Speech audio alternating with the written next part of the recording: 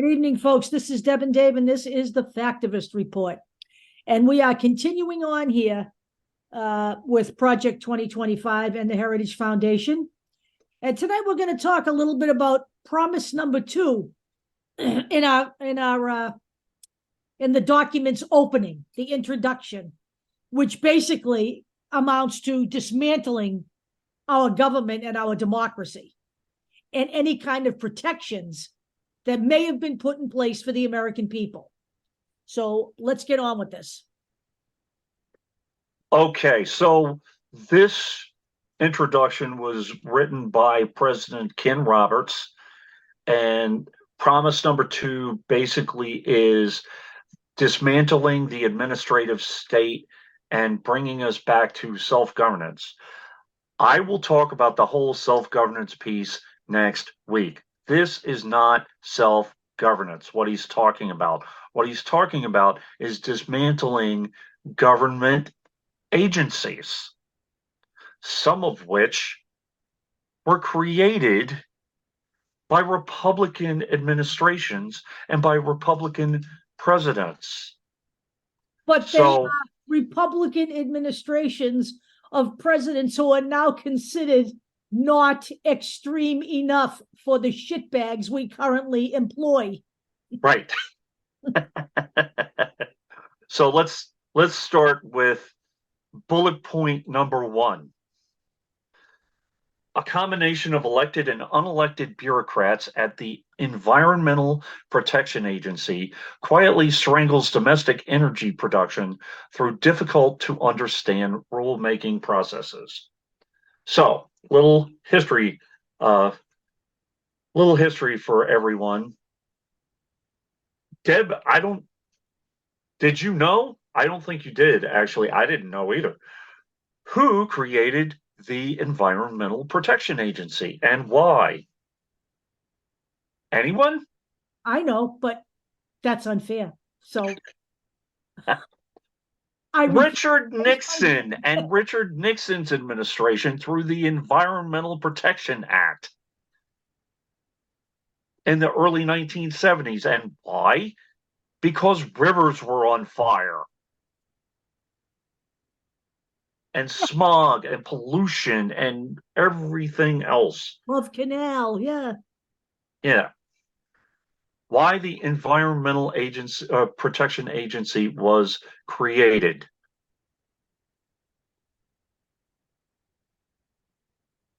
So, the Cuyahoga River burst into flames while the Potomac sunk from hundreds of millions of gallons of waste added to its waters every single day. By the way, can I just say one thing about something else too that was a big part of this whole environmental push in this time?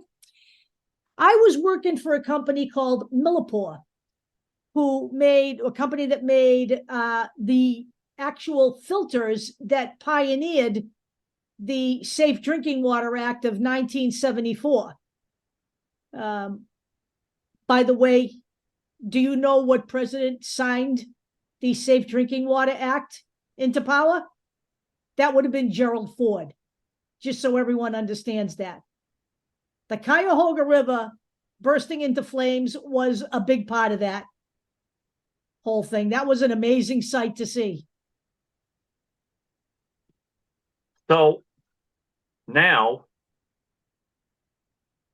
we are talking about Richard Nixon, someone who is reviled basically by Democrats.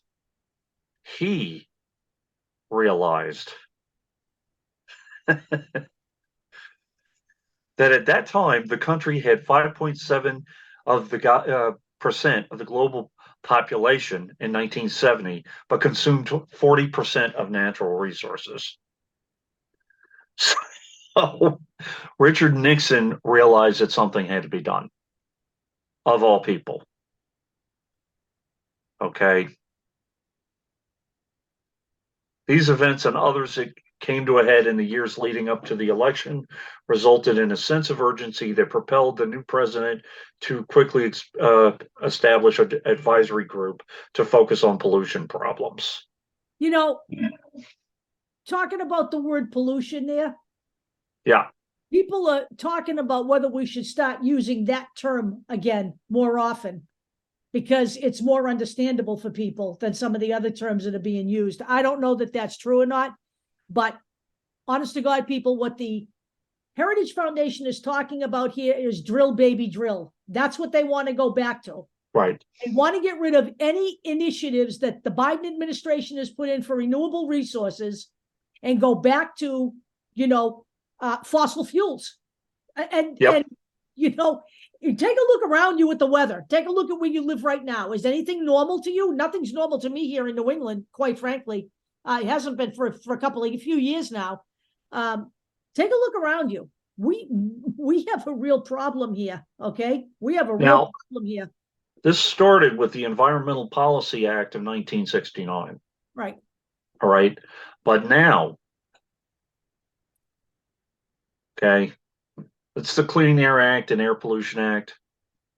The Supreme Court, they're hearing different cases restricting the EPA's authority to mandate carbon emissions. Amazing.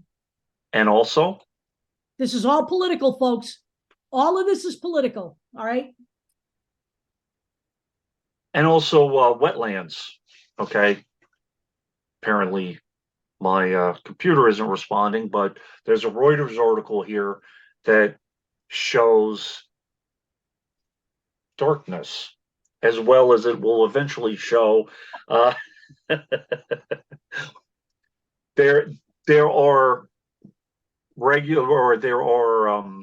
pushes by the conservatives to take protections away from our wetlands. So, yeah, great. It's a great thing. All of this will be in our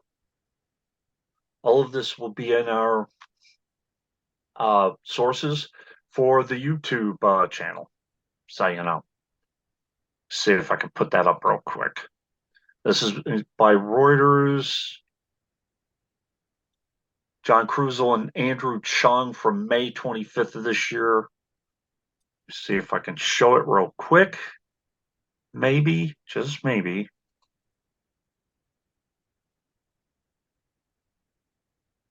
There we go. Supreme Court rules against EPA and wetlands regulation change. A Supreme Court, by the way, that was rammed through the Trump administration. Oh, no kidding. Yep. Oh, so here we go. The next one is coming.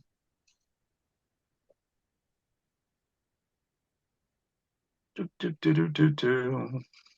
am I?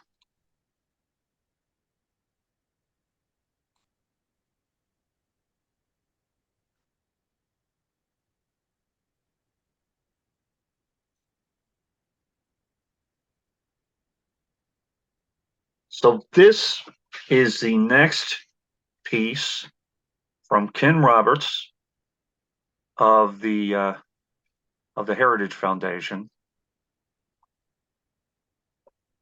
His next target is the Department of Homeland Security. Bureaucrats at the Department of Homeland Security, following the lead of a feckless administration, order border and immigration enforcement agencies to help migrants criminally enter our country with impunity. So let's talk about that for a minute. That's a lie. Who created the Department of Homeland Security? Does anybody remember? I remember, because I was there. But I'm not fair. I'm that's not fair because, So 11 days after the September 11th, 2001 terrorist attacks, Pennsylvania Governor Tom Ridge was appointed as the first director of the Office of Homeland Security in the White House. The office oversaw and coordinated a comprehensive national strategy to safeguard the country against terrorism and respond to any further attacks. And the Homeland Security Act of 2002 was signed into law. This was during the Baby Bush administration, the George W. Bush administration. So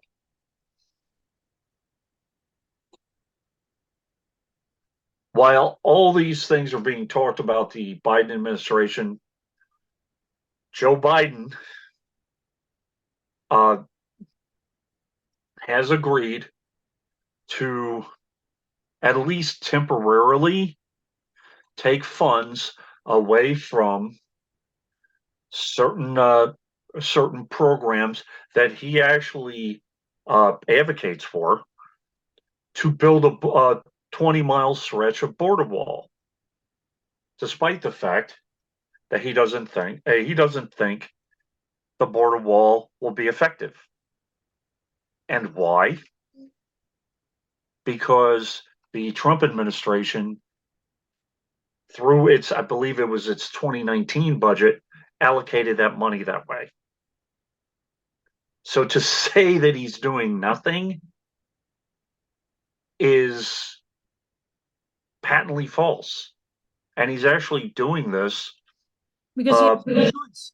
Okay. Because he has no choice, but he's doing it despite the fact that he's taking hits from his voting base, as well as the left. By the way, they should, because that's what they should be doing. But he's taking hits from the likes of AOC and that kind of thing, and he well knows that. However, how do we counteract that?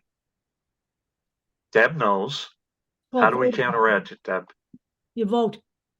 Get rid of the GOP. He can't just unilaterally take that money and reappoint it to something else. That's not the way it works. He's not a dictator. That has to go through Congress. It's the way the government works, whether you like it or not. It is what he has to do. And to spite everything that the Heritage Foundation says about the Democratic Party not following the Constitution, Biden is following the rules of our government. Correct.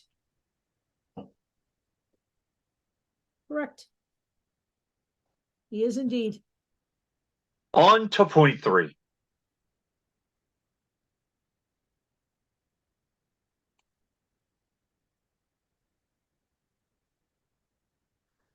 So, President Ken Roberts of the Heritage Foundation has put this plan in place to dismantle the administrative state and create quote unquote self-governance, which is nonsense. He just wants to get rid of bureaucratic programs or programs that potentially, do actually help the American people. Because so the next point, the GOP doesn't really care one whit. No, they don't. American people. But you can think whatever you want, whatever little myth you want to live in, your little dream world of, fiscal conservatism and caring about the Constitution and revering your base, whatever it is. You know what? I'm going to just tell you right now. 3/4 of the people that follow Donald Trump would be lucky if they get hired as room cleaners at Mar-a-Lago. He wouldn't even let them near his building. Right.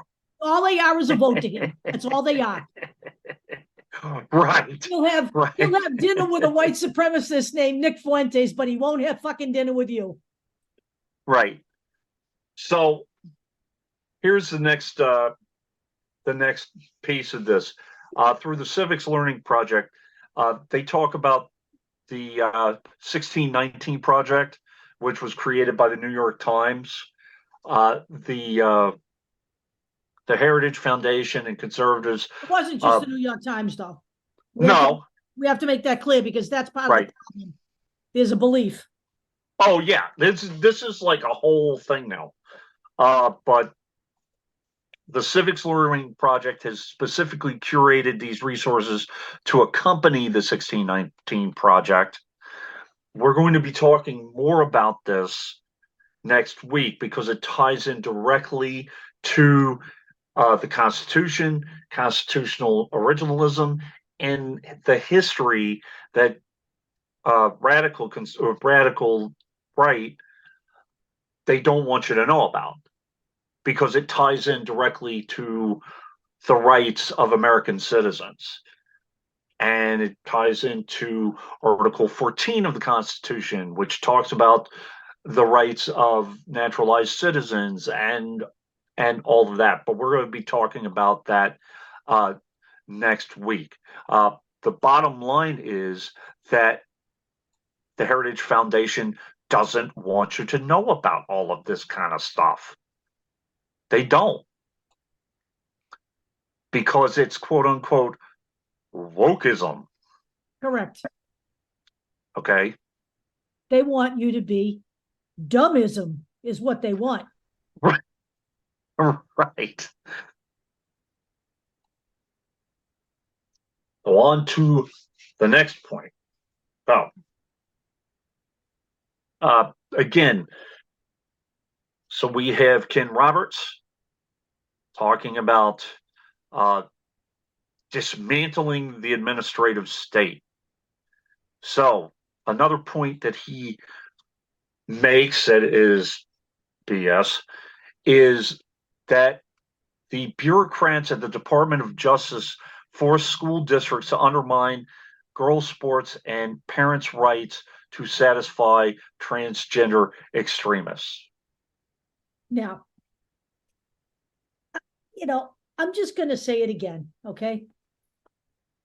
Once again, we have a far-right radical group of people mischaracterizing transgenderism as a fad or as a political entity, so we can call it extremism, okay?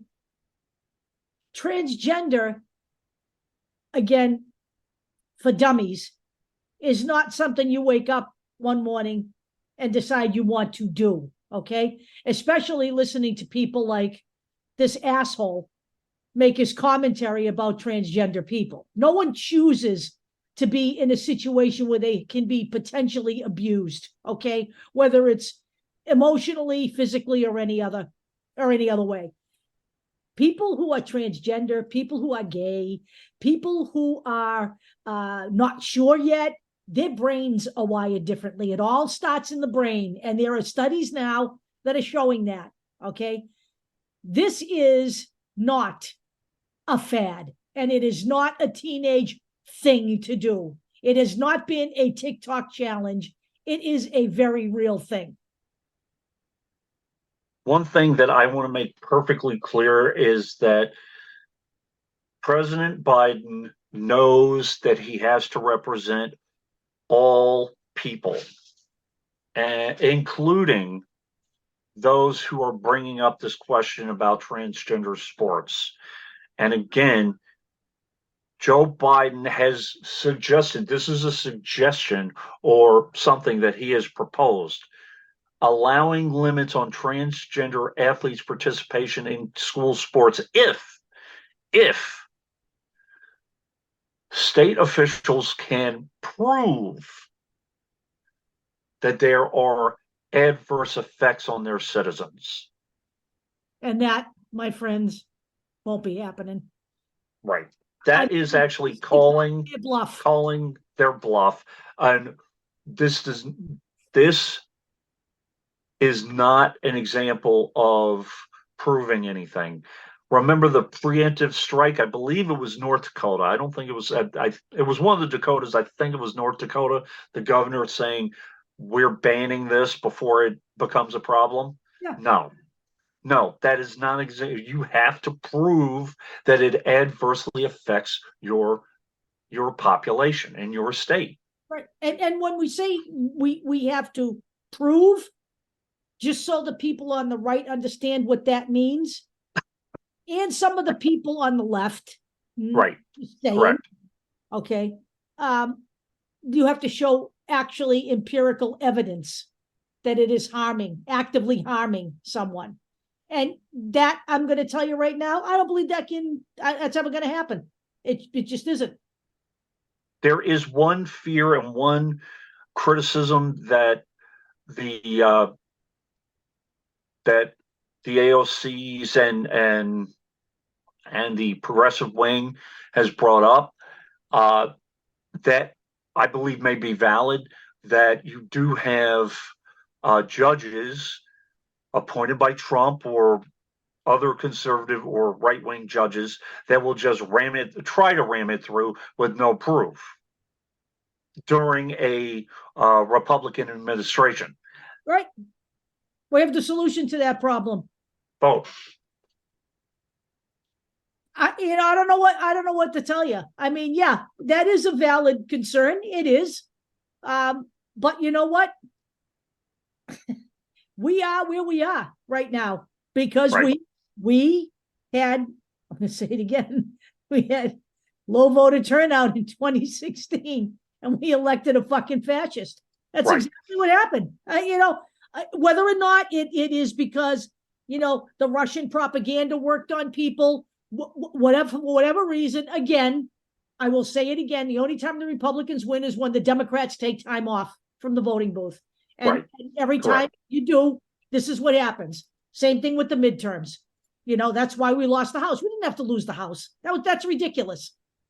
In the face of everything that was going on in this country, we lost the House of Representatives. Ridiculous. Absurd. That's on Okay. us.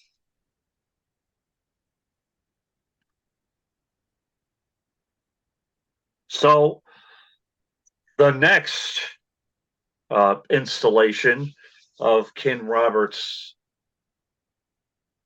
plan to dismantle the administrative state is where he talks about the Pentagon. Woke bureaucrats at the Pentagon forced troops to attend training seminars about white privilege. So, Don't set me off. That set me off. here's an article by Jennifer Steinhauer from the New York Times from June 10th, 2021. Okay. So this is actually, yeah, all right. So this is Defense Secretary Lloyd Austin ordered the military to examine extremist activity in its midst, asked troops for their views. Wow, asking the military for their own opinions. Earlier, Mr. Austin had revoked a ban on diversity training for the military, and on Wednesday he spoke at Pride celebration at the Pentagon. So here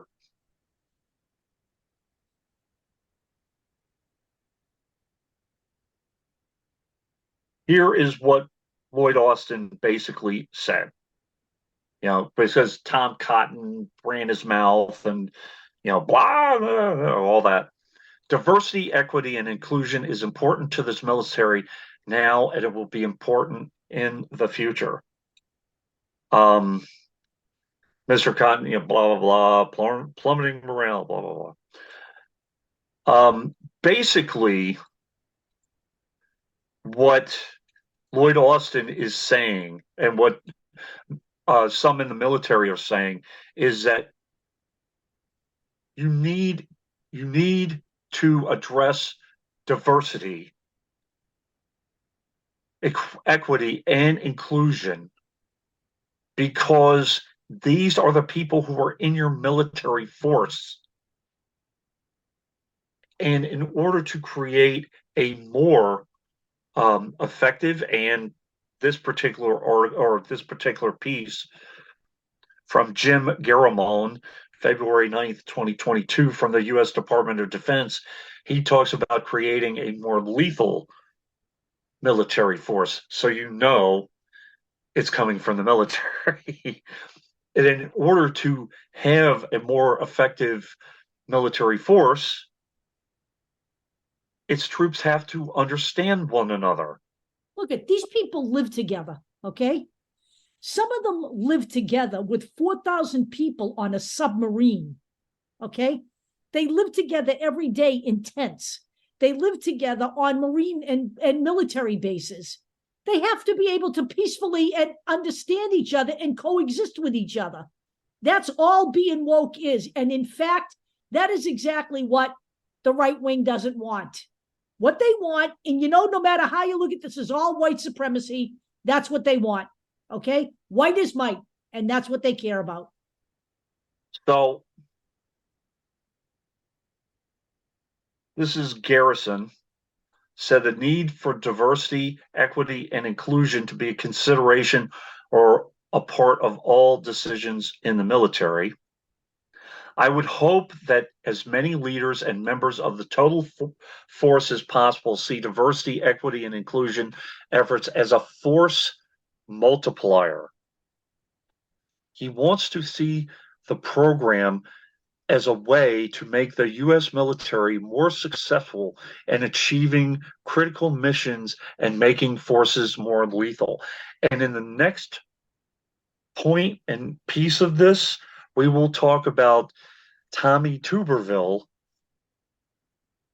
ripping this apart a little bit in refusing to appoint new military leaders because of the military's abortion policy for its soldiers.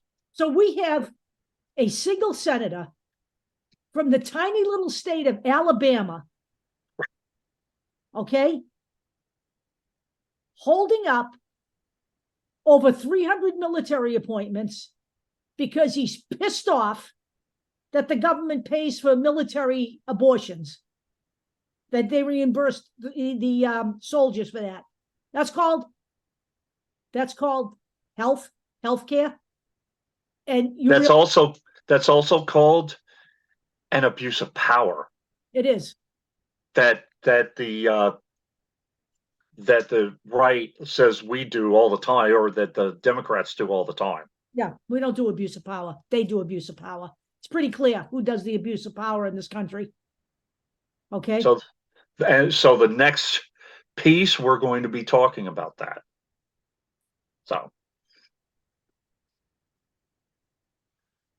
So here we go with the final point that President Ken Roberts of the Heritage Foundation, or Ken Roberts, president of the Heritage Foundation, is making.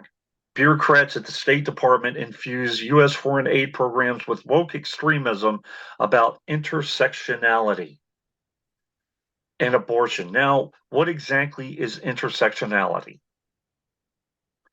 Deb, for example, she is a female. She has experienced, I'm sure, certain discrimination because she's a female. I know she's experienced discrimination at work because people don't think that she's as effective talking about paint or hardware or whatever as the men. She's also experienced discrimination because she's gay, and she could talk about that, I'm sure. Yes. So intersectionality means when two discriminations intersect and affect one person at the same time. Pretty simple to understand. It's not rocket science. Okay. It isn't.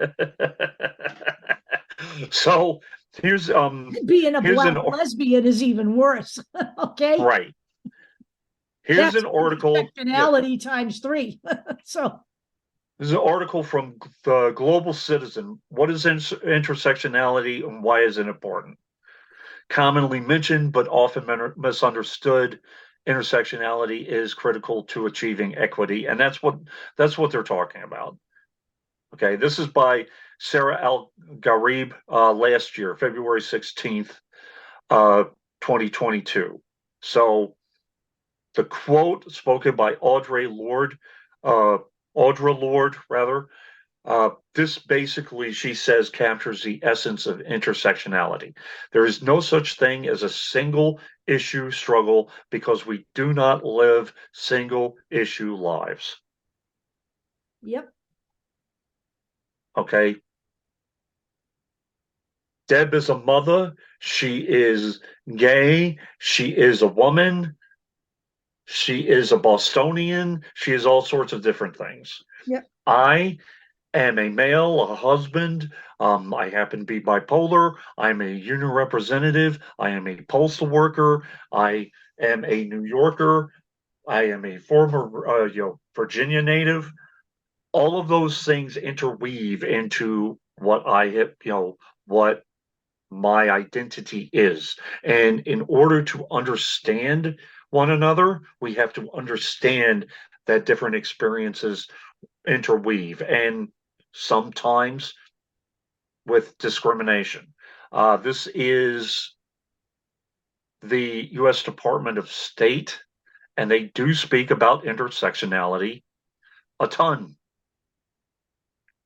Human trafficking, zero obstruction to women's empowerment,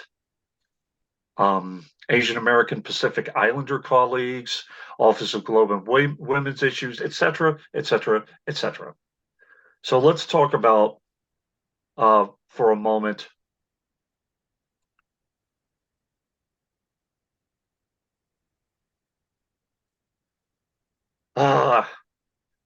Tommy Tuberville, one man blocking aid to the military during a crisis in Israel. Tensions are rising in Israel. We have a war in the Ukraine, and this man is blocking military appointments and effectively affecting morale in the military because of his actions. Okay. Also, 3 service secretaries are commenting, saying that Tuberville is placing an unfair burden on the military because of these blockades, and stressing military families and causing not only a lack in leadership, but causing troops or soldiers to retire early because of these stresses and because they have to take care of their families.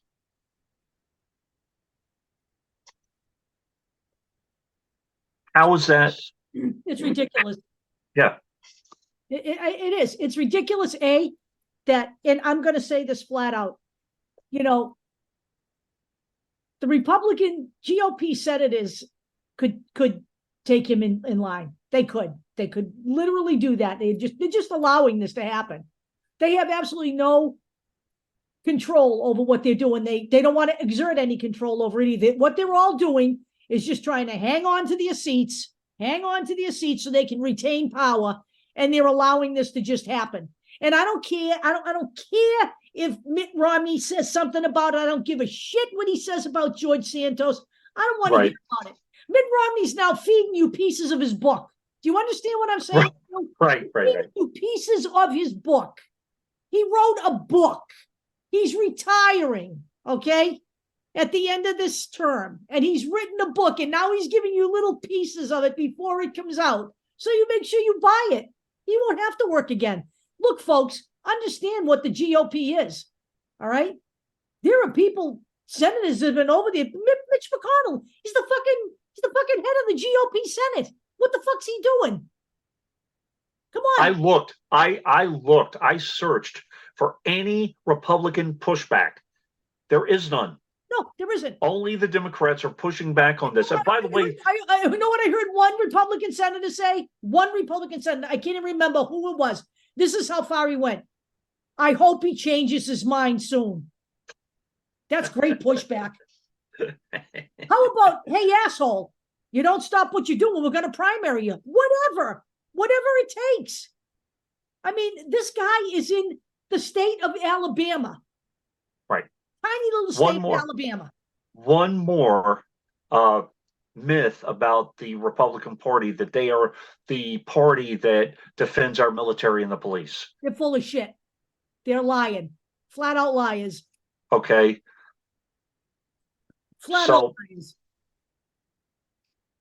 Next week, they defend the police, but they they couldn't go to the anniversary thing honoring the Capitol Police. Not one one Republican showed up. They honored the police, though. They didn't go because they're pledging their allegiance to the Great Orange Jackaloon and all of the insurrectionists that broke into the Capitol. That'll tell you exactly who they are. Remember how much they had to be pressured to support that bill for the military that were affected by what was it, the black tar burn pits. The burn pits. Which remember that. Which, by the way, was I believe why Beau Biden died. Exposure to burn pits. That's what they say. So right. So next week we will dive deep into the whole constitutional originalism. There are different interpretations of it. I'm trying to understand exactly where the Heritage Foundation is trying to go, because there are constitutional originalists who say just the first part of the Constitution, 1789, before the Bill of Rights. All right. And remember, the Republicans are pushing for a convention of states to rip your rights away, to take all of those amendments: women's right to vote, the right of young people to vote, the equal treatment of naturalized citizens through Article 14, all of it. All of it. That's exactly. And revise it. That's exactly what you're doing. And if look at, all you have to do is listen to their constant talk about wokeism, and you know where they're going. You know where they're going. And we are not talking about this out of the sides of our mouths. We have articles from a publication called The Conversation, through the Huffington Post, through the Boston Globe. Okay, and there's another one from USA Today talking about how much money they have spent on the whole anti-woke movement. Yeah. By the way, not only are they spending money just by blocking the House from doing anything, the whole business about the election fraud audits, the fraudits, all of this nonsense that they were pushing forward. Remember Sidney Powell, the Kraken lawyer, who was basically, I believe, turned state's evidence? Yes. Yeah. I don't know how much money Kerry Lake was able to. There's an article out there talking about how many millions of dollars has been spent in Arizona on this. Right. So, and in individual states, so in Pennsylvania alone. Let's just put it this way. The Republicans are fiscal conservatives when it comes to cutting Medicare, Medicaid, Social Security, food stamps, social programs. Yep. Welfare. That's when they're fiscally conservative. When they want to contest elections, sit around on their asses and write on Twitter or whatever they spend their time doing, they're not fiscal conservatives. Okay, they're not. They're big on tax cuts for big money, for billionaires and all of that. Yeah, because that's their donors. And that's what we're saying. That's when they're fiscally conservative, when they can harm the American people, when they can take stuff away from us, we who pay taxes, okay? Our salary pays their health care, but they want to roll back Obamacare for us. Our salary pays for, we pay their salary out of our taxes, but they don't the Republicans don't do a thing for us. Not one thing for the American people. Now, if you listen to the government, if you listen to the military, especially the military, they're rather dispassionate themselves about people, and they do treat them as a resource, but they know they are a valuable resource, Right. and there are ways to get the most out of those valuable resources. All right, so it's not really an empathic or an empathetic view, but they still view equality as an important piece of it. Of their job. It is what it is. Live with Right. it. Christ Almighty. Again, I'm going to be doing a show on this. We have a solution to the problem. We can make these cretins focus on the things that really matter, like the budget. Right? We can take abortion out of this whole thing. We can take all of this nonsense out. We can take all of this right stuff out of their ability to oppress people and deal with the real things that affect the people. And we have a solution for that, but we're not going to talk about it in this video. One thing that I will say, and we will talk about her next week because I can't remember her name. There is an individual who is going to run against. She's running in the primary in Marjorie Taylor Greene's district as a Democrat in Georgia. She is the first Democrat that I have heard specifically talking about codifying rights for everyone. Right. You need to pay attention to this person, and we will talk about her next week. I can give her proper respect and proper flowers because I remember the progressive movement.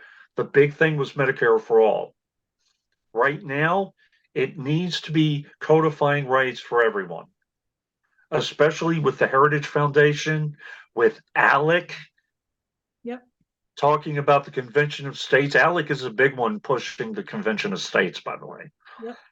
So, with all of that, we need to push back as hard and fast as we possibly can to stop the rollback of human rights for everyone.